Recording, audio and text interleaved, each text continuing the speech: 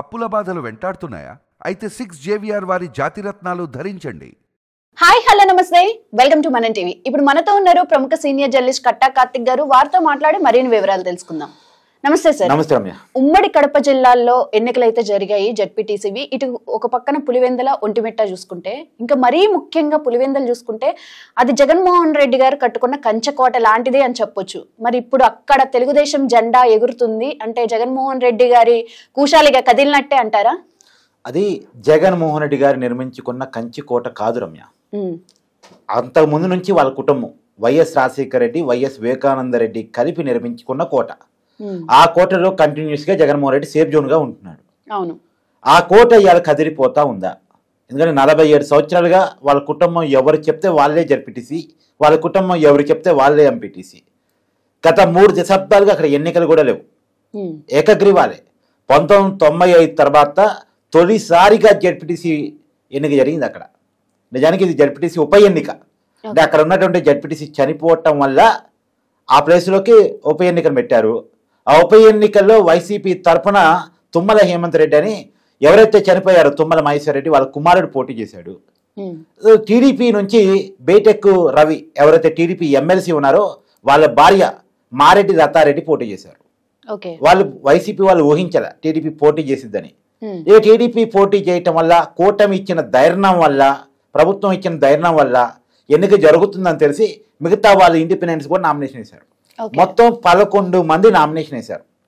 ఇప్పుడు మనం అర్థం చేసుకోవాల్సింది ఇక్కడ ఏంటి అంటే, సరే ఎన్నిక జరిగిన తీరు మీద చాలా కంప్లైంట్స్ నిన్న జగన్మోహన్ రెడ్డి గారు ప్రెస్ మీట్ పెట్టి వివరించారు. అరాచకం జరిగింది, పోలీసు రాజ్యం జరిగింది. అంటే టీడీపీ గెలుస్తుందని ఎక్స్పెక్టెడ్. వైసీపీ వాళ్ళు చేతులు ఎత్తేశారు. నిన్న ఉప ఎన్నికల్లో రీపోలింగ్ 2 చోట్ల జరిగితే దాన్ని బహిష్కరించారు కూడా. 2 చోట్ల టీడీపీ గెలిచిద్ది అనేది వైసీపీ కూడా ఎక్స్పెక్టెడ్. మొత్తం రాష్ట్ర వైడ్గా నేను మొన్ననే చెప్పాను, 2 days బ్యాకే చాలా క్లియర్గా చెప్పాను, 2 చోట్ల కూడా టీడీపీ గెలవబోతుంది అని. వైసీపీ ఏమంటుంది, అధికార బలం ఉంది కాబట్టి గెలిచింది అంటది. సరే నిజంగా అంతా పారదర్శకంగానే జరిగిందా, ఏం పొరపాట్లు లేవా అంటే ఖచ్చితంగా కొన్ని పొరపాట్లు ఉన్నమాట వాస్తవం. కాకపోతే మనం ఈ చిన్న చిన్న పొరపాట్లను చూడాలా, ఎన్నిక జరగటాన్ని చూడాలా? మొన్నటిదాకా ఎన్నికే లేదు 3 దశాబ్దాలుగా. ఎన్నిక జరగని చోట, ఎన్నిక జరగటానికి అవకాశం ఉన్న చోట మరి సహజంగా ఎన్నిక ఎక్కడ జరగదు రమ్య? పోటీ చేయడానికి ఒక్కరు తప్ప ఇంకెవరు సిద్ధంగా లేకపోతే జరగదు. అక్కడ ప్రజలంతా ఒక్క పార్టీకే ఓటేస్తారు అనుకుంటే జరగదు. కానీ అక్కడ అది జరగట్లే, నిజానికి అది లేదు. కానీ సిచ్యువేషన్ ఎందుకు ఎన్నిక జరగట్లేదు అంటే భయం. వాళ్ళకి వ్యతిరేకంగా పోటీ చేస్తే చంపేస్తారు అనే భయం, వాళ్ళకి వ్యతిరేకంగా పోటీ చేస్తే ఉండనివ్వరు ఈ ఊళ్ళో అనే భయం. ఆ భయం చేత కేవలం 3 దశాబ్దాలు ఎవరు పోటీ చేయలేరు. కానీ ఆ భయాన్ని ప్రభుత్వం ఎప్పుడైతే తొలగించిందో, ఎన్నికల కమిషన్ ఎప్పుడైతే తొలగించిందో, ఎన్నిక పెడుతున్నామన్న విషయం వైసీపీకి అర్థమైందో, వాళ్ళలో ఒక చెమటలు పట్టాయి. 11 మంది పోటీ చేశారు. ఆ 11 అనే అంకె ఎందుకు మరి జగన్మోహన్ రెడ్డి గారికి అది చేదు అనుభవంలాగా ఎదురవుతా ఉంది. ఇండిపెండెంట్స్ గారు మొత్తం 11 మంది. దాంట్లో వైసీపీ నామినేషన్ వేయించుకున్న వాళ్ళు కూడా ఉన్నారు చాలా మంది ఇండిపెండెంట్స్. అయితే ఒక నోటిఫికేషను, తర్వాత నామినేషన్ వేయటం, తర్వాత ప్రచారం చేసుకోవటం, తర్వాత ఎన్నిక జరగటం, ఇది ప్రజాస్వామ్యంలో జరగాల్సిన ప్రక్రియ. ఒక 3 దశాబ్దాల తర్వాత పులివెందులో చూశారు ప్రజలు. 77% పోలింగ్ నమోదైందంటే ఎంతమంది ప్రజలు ఓటు ఎక్కువ వినియోగించుకుంటారో అర్థం చేసుకున్నాం. ఇంకా వాళ్ళు చాలా మంది మహిళలు చెప్తున్నారు, మా జీవితంలో ఒక్కసారి కూడా ఏదో ఎమ్మెల్యే ఎన్నికలప్పుడు ఓటేయటం తప్ప తర్వాత ఓటేయలేదట వాళ్ళు. లోకల్ బాడీలో ఓటేయటం అనేది వాళ్ళ జీవితంలో ఎప్పుడు లేదంట. మాకు ఇలా ఓటేయొచ్చు అని మాకు ఇప్పుడే తెలుస్తుందని చెప్పే వాళ్ళు కూడా ఉన్నారు పాపం అమాయకులు. అప్పట్లో ఊర్లో డబ్బుకులు కొట్టి మూత మోగిస్తారు కదా మామూలుగా, అనౌన్స్ చేయాలంటే చేసేవాళ్ళు. రేపు ఎన్నికలు జరుగుతున్నాయి, మీకు సంబంధం లేదు, మీ ఓట్లు వేసుకుంటారని చెప్పేసి బహిరంగంగా చెప్పేవాళ్ళంటే ప్రజలు బయటికి రావద్దని ఒక టైంలో. అలాంటి పరిస్థితి నుంచి ప్రజలు స్వచ్ఛందంగా ఓటేసే పరిస్థితిలోకి అక్కడ చేరారు. ఎన్నిక జరగని పరిస్థితి నుంచి ఎన్నిక జరిగే పరిస్థితి వచ్చింది. దాని మేరకు ప్రజాస్వామ్యం మనకి వర్ధిల్లిందని చెప్పాలి. ఒక రకంగా చెప్పాలంటే అంటే సహజంగా ఎలా ఉంటుందంటే రమ్య, ఏకగ్రీవం చేశారనుకో, ఆ ఏకగ్రీవం చేయటానికి జగన్మోహన్ రెడ్డి కుటుంబం కారణం కాబట్టి జగన్మోహన్ రెడ్డి కుటుంబానికి ఆ జడ్పీటీసీ బానిసగా ఉంటాడు. నేను జగన్మోహన్ రెడ్డి గారు నచ్చడం వల్ల నేను జడ్పీటీసీ అయ్యాను అనుకుంటాడు తప్ప ప్రజలు ఓటు వేయటం వల్ల జడ్పీటీసీ అయ్యాను అనుకోడుగా. నన్ను జడ్పీటీసీ చేసింది ఎవరు? జగన్మోహన్ రెడ్డి గారు. ఎంపీటీసీ చేసింది ఎవరు? జగన్మోహన్ రెడ్డి గారు. నన్ను ఎంపీపీ చేసినవారు జగన్మోహన్ రెడ్డి గారు అనుకుంటారు తప్ప ప్రజలు అని అనుకోడు కదా. కాదు కదా వాడు. ఎప్పుడైతే ప్రజల ఓటుతో ఎన్నికవుతాడో అప్పుడు ప్రజలంటే భయమో భక్తో ఉంటది. మళ్ళా రేపు ప్రజల కాడికి ఓటు అడగటానికి పోతే నువ్వు నాకు ఈ పని చేయలేదు కదా ప్రజలు అడుగుతారు కదా అని ఒక భయమో భక్తో ఉంటది కదా. కాబట్టి ప్రజలకు సర్వీస్ ఒకసారి కాదు ఒకసారి చేయాలనే ఫీలింగ్ వస్తుంది. అందుకనే ప్రజాస్వామ్యంలో ప్రజల ఓటు అనేటువంటిది చాలా అవసరం. మన ప్రజాస్వామ్య నిర్వచనమే to the people, by the people, for the people. ప్రజలే ఇక్కడ అంతిమ నిర్ణేతలు కావాలి. ప్రజాప్రతినిధులు ప్రజలకి సర్వీస్ చేసేవాళ్ళు కావాలి తప్ప ప్రజల మీద పెత్తనం చేసేవాళ్ళు కాకూడదు. కానీ నిన్నటిదాకా పెత్తనం చేసేవాళ్ళు ఉన్నారు, వాళ్ళ ప్లేస్లో సర్వీస్ చేసేవాళ్ళని ఇవాళ ప్రజాస్వామ్య పద్ధతులు ప్రజలు ఎన్నుకుంటూ ఉన్నారు. నువ్వు గమనించు, ప్రజలు కూడా ఎప్పుడు ఒకే రాజకీయ పార్టీకి ఒకే రాజకీయ నాయకుడు కొట్టారు. వాళ్ళ ఆలోచనలు మార్చుకుంటూ ఉంటారు. ఎందుకంటే ఒకడికే ఎప్పుడు అధికారం ఇచ్చారనుకో వాడు అహంభావం ఎక్కిద్ది, అహంకారం ఎక్కిద్ది, నెత్తి మీద ఎక్కి పెత్తనం చేస్తాడు. అధికారాన్ని మారుస్తున్నాం అనుకో వాళ్ళు కూడా భయం ఉంటుంది. ప్రజలకు సర్వీస్ చేయకపోతే మమ్మల్ని మార్చేస్తారు అనుకో భయం ఉంటుంది. వాడేదో బాగా చేస్తే తప్ప వాడిని కంటిన్యూ చేసుకోరు సహజంగా. ఇప్పుడు చూడు స్టేట్ ఎలక్షన్ చూడు, 2014 నుంచి 2019 వరకు టీడీపీ, 19 నుంచి 24 వైసీపీ, మళ్ళా మొన్న 24లో టీడీపీ అంటే కూటమి గెలిచింది. అంటే అట్లా ప్రజలు అధికారాన్ని మారుస్తూ ఉంటారు. ఇప్పుడు కూటమి బాగా చేస్తుంది అనుకో కంటిన్యూ చేయొచ్చు, కూటమి బాగా చేయలేదు అనుకో కూటమిని కూడా మార్చేస్తారు. ఈ అవకాశం ప్రజల చేతిలో ఉండాలి. అది ఎప్పుడు వస్తుంది? ఎన్నికలు జరిగినప్పుడు వస్తుంది. ఎన్నికలు జరగకుండా ప్రజల్ని భయపెట్టేసి ఇళ్లలో నుంచి రానివ్వకుండా ఎవరిని నామినేషన్లు వేయనీయకుండా ఏకగ్రీవాలు చేస్తే ఎక్కడి నుంచి వస్తుంది? పెత్తందారితనం వస్తుంది, రాచరికం వస్తుంది. మనది చైనా లాంటి వ్యవస్థ కాదు, ఏకస్వామ్య వ్యవస్థ కాదు, ఒక పార్టీ వ్యవస్థ, ఒక కుటుంబ వ్యవస్థ, ఒక వ్యక్తి వ్యవస్థ కాదు. ఇది మంది ప్రజాస్వామిక వ్యవస్థ. ప్రజలే దాన్ని నిర్ణయించుకుంటారు తమను ఎవరు పాలించాలి అనేటువంటిది. కాబట్టి ఆ రకంగా మామూలుగా గాంధీ గారు అంటారు గ్రామానికి దేశానికి గ్రామాలే పట్టుకోమలు అని చెప్పేసి. గ్రామాలు పట్టుకోమలు కావాలంటే గ్రామంలో పరిపాలించే వాళ్ళు బలంగా ఉండాలి. స్థానిక సంస్థల్లో నాయకత్వం బలంగా ఉండాలి. స్థానిక సంస్థల నాయకత్వం బలం కావాలంటే వాళ్ళ మధ్య పోటీ ఉండాలి.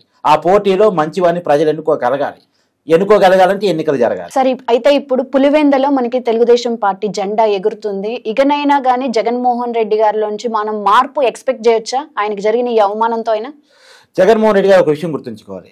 ఇవాళ టీడీపీ అరాచకంగా గెలిచింది, ఏదో పోలీసు రాజ్యాన్ని ఉపయోగించుకుని గెలిచిందని వారు చెప్పొచ్చు కాక.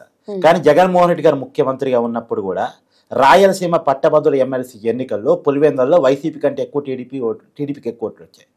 అధికారం వైసీపీది. జగన్మోహన్ రెడ్డి ముఖ్యమంత్రి, పులివెందుల ఎమ్మెల్యేగా ఉన్నాడు. అలాంటి టైంలో కూడా పోలీసులంతా వైసీపీ చెప్పు చేతల్లో ఉన్నప్పుడు కూడా వైసీపీ కంటే టీడీపీకి పట్టభద్రుల ఎమ్మెల్సీ ఎన్నికలు ఎక్కువ ఓట్లు వచ్చాయి. మరి దీన్నే ఉన్నది. మొన్న జగన్మోహన్ రెడ్డి గారి మెజార్టీ తగ్గింది. 2019లో 90,000కు పైగా మెజార్టీతో గెలిచిన జగన్మోహన్ రెడ్డి మొన్న ఎన్నికల్లో 61,000కి తగ్గాడు. అంటే జగన్మోహన్ రెడ్డి గారు దాదాపు 29,000 మెజార్టీ తగ్గింది. దీన్ని ఏమనాలి? ఇవాళ జెడ్పీటీసీ ఎన్నికల్లో వైసీపీని జనం ఓడించారు. అంటే దీన్ని బట్టి జగన్మోహన్ రెడ్డి గారు రివ్యూ చేసుకోవాల్సిందంటే ఇన్నాళ్ళు తన తండ్రి సంపాదించి పెట్టిన కోట కరుగుతూ ఉంది. ఐసుగడ్డ కరిగింది కదా, అలా కరుగుతూ ఉంది. అలా కరగటానికి ఉన్న కారణం అంటే జగన్మోహన్ రెడ్డికి ప్రజల్లో బాండింగ్ పోతా ఉంది, ప్రజలతో ఉన్న కనెక్టివిటీ పోతుంది. ఇన్నాళ్ళు అక్కడ ఏం జరిగేదంటే రమ్య, మామూలుగా రాజశేఖర్ రెడ్డి గారు రాష్ట్ర రాజకీయాల్లో బిజీగా ఉన్న వివేకానంద రెడ్డి గారు అక్కడ జనానికి అందుబాటులో ఉండేవారు. అక్కడ ఏం కావాలన్నా వాళ్ళకి అవి చూస్తూ ఉండేవారు, మంచి చెడు. ఇప్పుడు జగన్మోహన్ రెడ్డి గారు అవినాష్ రెడ్డి గారి తరం వచ్చింది. అంటే రాజశేఖర రెడ్డి గారు చనిపోయారు, వివేకానంద రెడ్డి గారు చంపడ్డారు. ఇప్పుడు జగన్మోహన్ రెడ్డి గారు, అవినాష్ రెడ్డి గారు. జగన్మోహన్ రెడ్డి గారు స్టేట్ పాలిటిక్స్ లో బిజీగా ఉంటే అక్కడ ఎవరు చూడాలి? అవినాష్ రెడ్డి గారు చూడాలి. అవినాష్ రెడ్డి గారు కూడా స్టేట్ పాలిటిక్స్ బెంగళూరు ప్యాలెస్ అది నువ్వే అర్థం చేసుకోవాలి. బెంగళూరు ప్యాలెస్, తాడేపల్లి ప్యాలెస్, ఈ ప్యాలెస్ గోల ఏంటి? ప్యాలెస్ లో డోలు మూసుకుని ఏం చేస్తారు? ప్యాలెస్ లో జరిగే రాజకీయాలు ఏంటి? ప్యాలెస్ లో జరిగే డబ్బు లావాదేవీలు ఏంటి? ఆయన నువ్వు అర్థం చేసి ప్రజల్లో ఉండాల్సిన నాయకుడు ప్యాలెస్ లోని డోలు మూసుకుని ఎందుకు కూర్చుంటున్నాడు? ప్రజల్లోకి రావడానికి ఆయన కొన్ని ఎందుకు అంత భయం? ముఖ్యమంత్రిగా ఉన్నప్పుడు ప్రజల్లోకి పెద్ద పెద్ద పరదాలు కట్టుకుని ఎందుకు వచ్చాడు? అవన్నీ వేరే చర్చ. కానీ నేను చెప్పదలుచుకున్న పాయింట్ ఏంటంటే జగన్మోహన్ రెడ్డి గారు స్టేట్ పాలిటిక్స్ లో బిజీగా ఉన్నప్పుడు అవినాష్ రెడ్డి గారు అక్కడ లోకల్లో జనానికి దగ్గరగా ఉండాలి. కానీ అవినాష్ రెడ్డి అంటే జనానికి ప్రేమ కాదు, భయం. ఈ భయం ఎన్నాళ్ళు ఉంటుంది? భయాన్ని తీసేయగలిగిన వాడు వస్తే భయం పోద్ది. అక్కడ ఒకడు వచ్చాడు, ఐపీఎస్ కోయ ప్రవీణ్, ఏదో విక్రమార్కుడు సినిమాలో రవితేజ వచ్చినట్టు వచ్చాడు. భయాన్ని తీసేస్తున్నాడు. భయాన్ని తీసేయటం వల్ల ఇక్కడ చిన్నగా భయం అనేది కోల్పోతున్నారు. నిజానికి ఇక్కడ ఎన్నిక జరగటం మీద ఇద్దరు అధికారులు మనం ఖచ్చితంగా అభినందించాలి. ఒకళ్ళు ఐపీఎస్ కోయ ప్రవీణ్. ఎలాంటి మామూలుగా పులివెందులు అంటే మేము ఎక్స్పెక్ట్ చేస్తాం, మనం అక్కడ ఎన్నికలు జరుగుతున్నాయి, ఫస్ట్ టైం ఎన్నికలు జరుగుతున్నాయి, పెద్ద పెద్ద గొడవలు జరుగుతాయేమో, చనిపోతారేమో, ఎవరన్నా కత్తులు వేస్తాయేమో, బాంబులు వేస్తాయేమో, కొట్లాట్లుంటాయేమో అనుకుంటాం. కానీ ఇవేమీ లేకుండా ఎన్నికలు చేయగలిగాడు. ఆ మేరకు కోయ ప్రవీణ్ ఐపీఎస్ మనం అభినందించి తీరాలి. తర్వాత నీలం సహాని ఐఏఎస్ ఎలక్షన్ కమిషనర్. మళ్ళీ ఏమెవరు జగన్మోహన్ రెడ్డి గారు ఇష్టపడే ఐఏఎస్ఏ. ఏమైనా చీఫ్ సెక్రటరీ పెట్టుకుంది జగన్మోహన్ రెడ్డి గారే. ఆమె చీఫ్ సెక్రటరీగా రిటైర్ అయిన తర్వాత ఏపీ ప్రభుత్వ సలహాదారిగా పెట్టుకుని జగన్మోహన్ రెడ్డి గారే. ఆమె ఎన్నికల కమిషనర్ కావడానికి సహకరించింది జగన్మోహన్ రెడ్డి గారే. కానీ నిమ్మగడ్డ రమేష్ మీద కోపంతో, అంటే పాత ఎలక్షన్ కమిషనర్ మీద ఉన్న కోపంతో ఏమి ఎన్నికల కమిషనర్ అయితే బాగుండు అనుకున్నాడు. మరి ఆమె ఎన్నికల కమిషనర్ అయ్యి పులివెందులో ఎన్నిక పెట్టింది. జగన్మోహన్ రెడ్డి గారికి ఇష్టపడే చేస్తే ఎన్నిక పెట్టాము విధి, మరి ఆ బాధ్యత చేసింది, తప్పేం చేయలేమా. కాబట్టి ఇక్కడ ఈ ఇద్దరు అధికారిని మనం ఖచ్చితంగా అభినందించి తీరాలి.